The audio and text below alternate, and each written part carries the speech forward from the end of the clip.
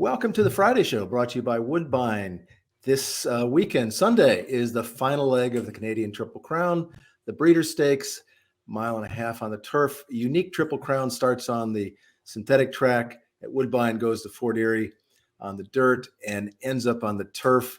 There will not be a Triple Crown winner this year, since we had two different winners of the first two legs of the Triple Crown. Well, I'm Ray Pollock, joined as usual by Bloodstock editor Joe Nevels. And our guest this week is Maggi Moss. Maggie is an attorney, a former prosecutor. I didn't know this, Maggie, but you were a national champion in show jumping. And of course, a longtime horse owner. Jack of all trades, master of none, Ray. That's what. Okay. Led all owners in wins nationally, was leading owner of multiple race meets, and has been honored by the TOBA and the TCA for charitable work, the Allaire Dupont Award. You've won some grade stakes, grade one stakes, but most of your races are in the claiming ranks, and that's kind of by choice. That's the part of the game that you seem to enjoy. Why is that? When we started out doing this a long time ago, we had a lot of success. If you're running a business, then you need to pay attention to overhead. And the claiming game, to me, was at one time, not really much anymore, a resourceful, entertaining, and profitable. I wasn't interested in breeding or certainly having babies. And so the claiming game used to be really good, and it's changed radically. And so I've tried buying younger horses, but it's a very different picture than it was 8 years ago, 5 years ago, 10 years ago. Very different. So Churchill Downs, where a lot of your horses are based, I know that you operate at different tracks, but right now we're nearing the end of the meet at Churchill. They put a new rule into effect this fall for claiming. To claim a horse, a trainer must have made a start in Kentucky since July 7. Horses may not race out of state until 60 days after the close of the meet, which means if you claimed a horse, you can't run it out of state until around January 1st. And then you have to sign a claiming agreement on file with the racing office, and I'm not really sure what's on that agreement. This rule is designed to keep trainers from out of state from raiding the Kentucky horse ranks, claiming horses and moving them somewhere else. And I know a trainer who's done that a lot is Linda Rice, based in New York, who's claimed dozens of horses in the last couple of years for well over $1 million. She hasn't started a horse in Kentucky this year, so she's now ineligible to claim. But since the current meet began, her brother Adam, who has run a horse at Kentucky Downs in September, he's claimed 4 horses for $226,000. Incidentally, Linda Rice has a horse entered Friday at Churchill Downs, so she will be eligible. After that long narrative, what's the problem with claiming horses and moving them out of state? Why is it that tracks, in some cases commissions, set these restrictive claiming jail rules? Well, Ray, I first of all, the new rule or the new claiming agreement, which most people in Kentucky have been trying to do or get done, really only conforms with other racing jurisdictions. There's nothing earth-shattering about these rules and the agreement, because most all tracks have them. Kentucky, you have to realize, was the most lenient, no rule, no provisions, no restrictions. It was an open market. So that made it unique, unlike Oaklawn, New York. Most every track, even Prairie Meadows, has restrictions. So the question you ask is why? The question why is because we already have a very shrinking full crop. We have a great shortage of horses, and racetracks are trying to fill their races, racing secretaries all over the country. So they're trying to protect their horse population so they can have races, so they can fill fields. So you have full fields for handicappers. So Kentucky really just wasn't doing what everyone else did. As far as people coming into Kentucky, it was truly a feeding fest. And may it be Linda Rice or other people, You can say that they were really depleting the horse population. Of interest along that line, and I have it here somewhere, some of the greatest dialogue of why we have this is by the late Frank Jones, who, was visionary and one of the best people we had on the commission. And one of the things that he cited last year of interest, if you think about again, Kentucky, smaller trainers, bigger trainers trying to fill races. In 2022, 779 horses were claimed, 412 left the state of Kentucky Wow. to elsewhere. Frank, who, as I said, was working really hard and tried to pass new rules, made the comment to answer your question that should individuals with zero contact, economically or otherwise, with the state of Kentucky be allowed to come in and strip the racing product of Kentucky. And he felt it was an integrity issue and it was an issue that needed to be addressed. So the real answer is, I think one of the things is, should, under free commerce, people like Linda Rice come in and be able to take out these horses, which, by the way, leads people from all over the country, due to her immense success, saying, we're going to do this too. So you also have horses going to Mountaineer, Belterra, Parks. The problem with the issue, again, is lack of transparency, really. You can look at it legally and you can talk about it legally all day long, or you can talk about integrity and transparency and being honest and being ethical in this game. Now, you're a longtime veteran of the claiming ranks. I myself came into the internet publicly as the internet's Michigan bred claimer, so we're both familiar with this level of racing, but I've seen a lot of discourse, and it's gotten louder and louder over the past few years about maybe we should rethink whether claiming races are something that North America should be doing. There's a lot of other jurisdictions that have found alternatives to claiming races, whether it's different classes, different weights. Do you think that what's going on now in the claiming levels is potentially a jumping off point toward the evolution of claiming races, or potentially the future abolition of claiming races as we know them? Absolutely, Joe. It's two-prong issue here. First of all, believe it or not, it is a welfare issue. It truly is, and I could give you example after example. Number two, it's adding to the problem we have in North American racing right now, and that problem is the big folks are getting bigger and the smaller folks are disappearing.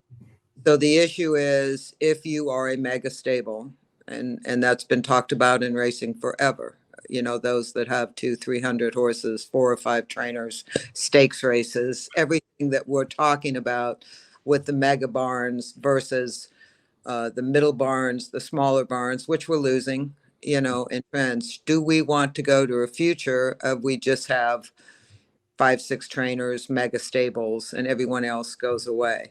In the claiming game, there's a lot of people that can't afford or really don't want to be paying 6 figures or want a Derby winner. They just want to enjoy the sport, and the horses maybe are not good enough to run in further races. The claiming game right now really, to me, is heading in that direction. So what does that mean? Why should we look at a transformation? Because the bigger stables can put in 3 or 4 horses and the smaller stables are disappearing. The welfare issue is losing control over a lot of horses that go to other tracks. And I've seen numerous examples of disappearing or breaking down. So yeah, I would think that the interest in the claiming game, if we could dissect it to become something else, would be a win-win. Long answer to answer your question. Someone that's in the claiming game, I would love nothing more than to see it transformed into something that's healthier, that protects all the horses and all the people in the game. You talked about how the game has changed a lot.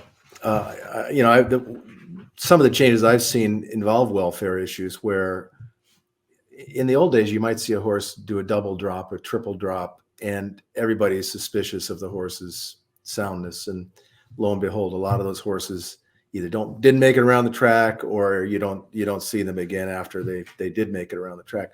How has the game changed in terms of that part of it? You know, the poker hand part of claiming, where you know, you're risking a horse by dropping it. Sometimes you're wanting to get rid of a horse, and I think with closer veterinary scrutiny, that's probably not happening as much, is it? Radical 180-degree change. I certainly was around during those poker days, and it was much more of a gamble than poker. In other words, when the horse left the gate and that horse was yours, whether it broke down, died, had suspensories, tendons, and people played the game unscrupulously without really much concern about the welfare of the horse, just how to get rid of the horse. So when you began with very vigorous vet checks at some tracks, not all tracks, and you have the voided claim rule, you're pretty protected. What's interesting is discussions about claiming horses back then, the days you're talking about, it was no, no, no, no, this one's had a break. No, this looks suspicious. Trainers, owners are much more willing to drop claims now because you have the state vets and voided claim to protect you. So it's changed radically. Mm-hmm. Now, I understand that there have been some lawsuits in other states over the claiming rules. Can you talk about some of the sort of legal ramifications that come in with placing rules like this in place, and sort of the pro cons? Like, what are the issues at stake here in the courtroom? You actually have a gentleman. The only real litigation I could really find, Joe, was in Indiana and Kentucky with Jerry. I think you say his name, Jamonian. Jem Gotchin. I could say that. Sorry, I'm not disrespecting the gentleman at all. He has been extremely litigious in the industry, and he did, in fact, sue in Indiana and Kentucky. Ironically, that really had more to do with the inability to move a horse to race elsewhere in 30 days. Mm-hmm. It did not deal directly with the Commerce Clause, which is the federal government saying we must have free enterprise and commerce versus the state's right to protect property. I think when the Kentucky Supreme Court ruled on this issue, commerce and what Kentucky can and they can do, and they pretty much slam dunked the idea that Kentucky could put restrictions on it. There's a lot of other litigation, but in Kentucky, where I think has become huge problem due to the free-for-all and the most lenient rules in the country on claiming.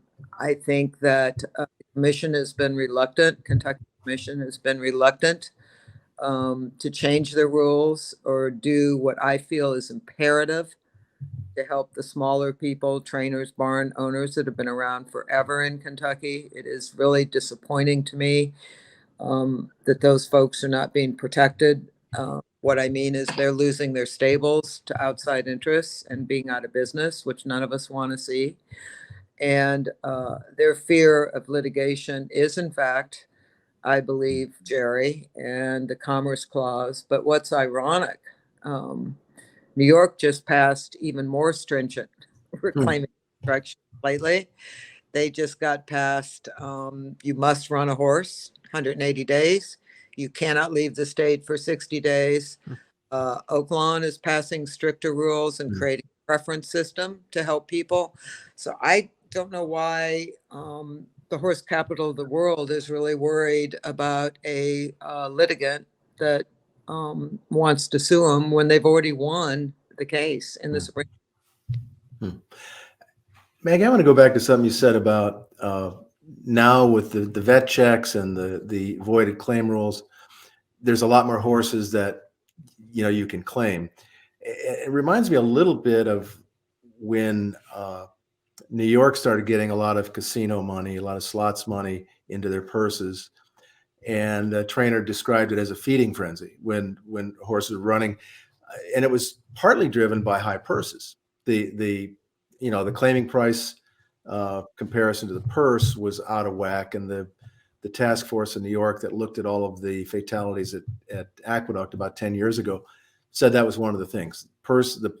If the purses are too high for a claiming race, it's going to lead to some bad decisions. Is that something that, looking at Kentucky, as an owner, you probably say the purses are never high enough, but is the ratio not right? Can $40,000 horses run for 60 or 75, keep the purses the same? Is there a formula that, if they continue with claiming races, that would somehow eliminate what is a feeding frenzy? You see sometimes shakes of 15 and 20 people going for the same horse. Ray, I was involved with the New York Times investigation into that dilemma in New York. Mm-hmm. That problem in New York was very different back then than what we're dealing with now. That dealt with many horses breaking down because of the purses and how they were entering them and the soundness of the horses.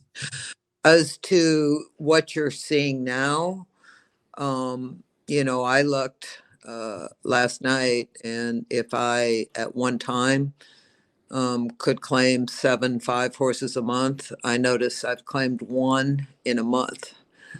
And that's not because I'm trying, but I don't think that's related to the purses. I think the monies you're seeing spent on younger horses might be related to the purses.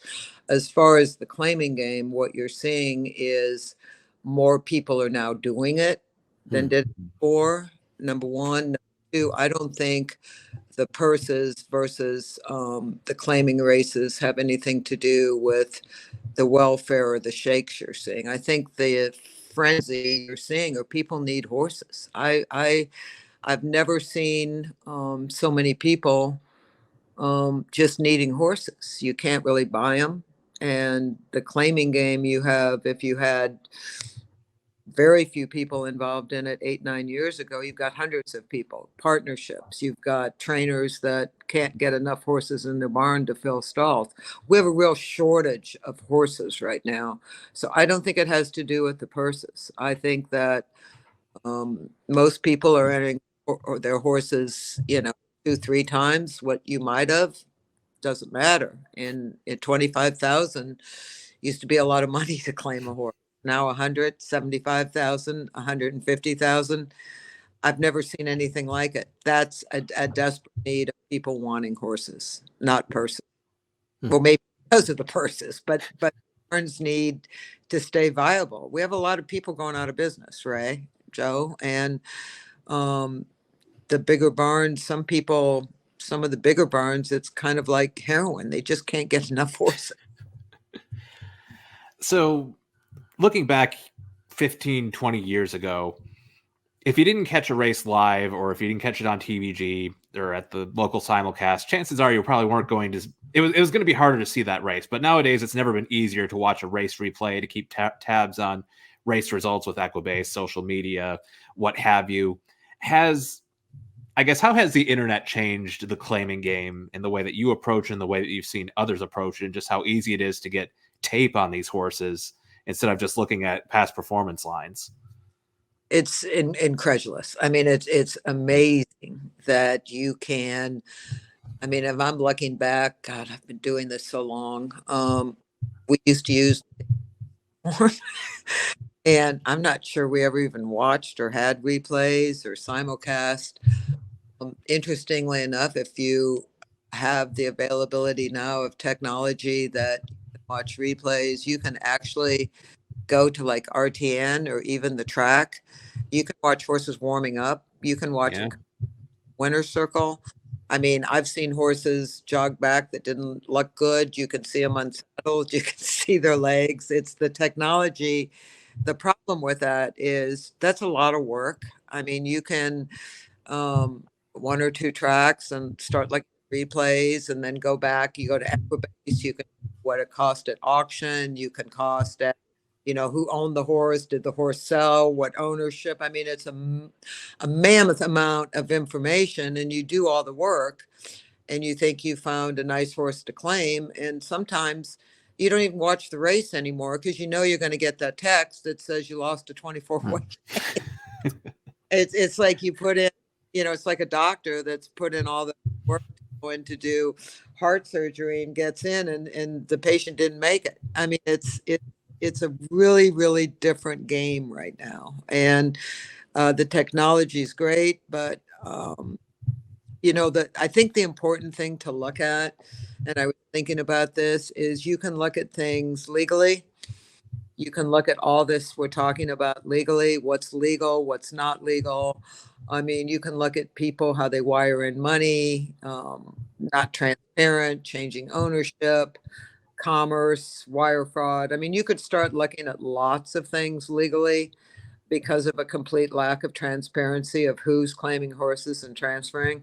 But more importantly, you could sort of start looking at it ethically or good sportsmanship, or, there's rules that we all have when we claim horses. And being a good sportsman for the sport and trying to be a good participant, and don't claim uh, someone's that only horse. Don't claim someone that only has two horses. Don't claim your friend's horses. I mean, you got to be a good sportsman. I think the thing that interested me is everybody can talk about what's going on in Kentucky, which I have found really sad, in that the commission really hasn't done anything, in my humble opinion, to protect their constituents, their economy, horse population. But it took Churchill Downs to say, look, we're going to do something. And by the way, Joe, I've been talking to them about this for maybe 8 years.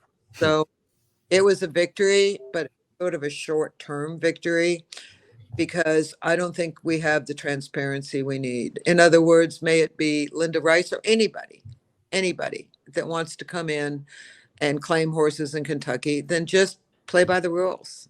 We all do. We all have to. I can't go to New York and claim a horse because I haven't run a horse there. But I'm fine with that. But I think the lack of transparency, one of the reasons I'm doing this is because everybody is talking about it, but no one is speaking about it. Hmm. I think we have to speak about it. And again, I'm not trying to begrudge people trying to win a lot of races and build up their barn, but let's do it with transparency, and let's do it ethically, and let's do it with good sportsmanship, not greed. You mentioned the welfare issue, and the equine injury database has a multitude of risk factors. One of them being a horse's risk of injury increases the more he changes barns. And to me, maybe that's not quite reason enough to end claiming races. But when you look at the past performances of some of these horses, I mean, they're claimed race after race after race, going to different barns. It can't be good for the horse. Nothing healthy about that. I could give you so many examples. I will tell you what's interesting now for those racetracks that do comply with HISA. What's interesting now, you can get the vet records. I think New York and even other states have tried really hard to mandate the trainers transfer the vet records after you claim a horse. That was not happening. The one thing that is good is that I can pull up vet records of any horse I claim. It shouldn't be a secret. It shouldn't be a secret if a horse is tied up or colicked or something. But still, no matter if you have the vet records or not, every time you take a horse to a new barn, every 3 weeks, different feed, different program, different bedding, different training. That is absolutely, horses are just like us. We love routine, and routine makes us healthy. So no, that's not a good welfare issue. The other issue is horses that might be claimed and go to lesser tracks, aren't as regulatory, drop down in price. A lot of them disappear, Ray. I followed a horse that went to Parks that was dropping, called the stewards to try and claim it legally, not illegally, with my name. And they said, Miss Moss, don't try and put in a fraudulent claim. You're not eligible to claim. Horse ran the next day and broke down. I see a lot of bad things that happen because of the claiming game. Better though, much better now. Yeah. Well, I appreciate you taking the time to talk about it. It's evolving, and I hope it continues to evolve in a good way. You mentioned it's in a better place today than it was 15 or 20 years ago because of the greater scrutiny on the horses, and we hope that continues. So Maggie Moss, good luck with your stable. You said you've put in fewer claims. I don't know if you've had any luck in the shaking for when there's multiple claims in for a horse, but you're going to stick around this game for a while, I'm sure. Yeah, we talked about that, right? We both, and Joe, we still love the horses. We still love horse racing, and all we can do is continue to try and make it better for everybody. And I don't think I'm going to quit my day job, whatever that might be, which is horse. But I appreciate your time. I appreciate all your support. All right. Well, thanks again, Maggie. Thanks to Woodbine for their sponsorship. The Breeders' Stakes, the final leg of the Canadian Triple Crown, is this Sunday at Woodbine. That's going to do it for the Friday show. On behalf of Joe Nevels and Maggie Moss, thanks for joining us. Support award-winning independent horse industry journalism and become a Pollock Report Insider on Patreon. For as little as $5 a month, insiders get access to exclusive Q&As with Pollock Report staff, insight behind our editorial process, exclusive opinions and on-site analysis, Pollock Report merch, and more. This is not a paywall. The website you know and love will always be the same. But if you want more, and you want to make our coverage even better, visit patreon.com/Pollock Report and become a Pollock Report Insider today.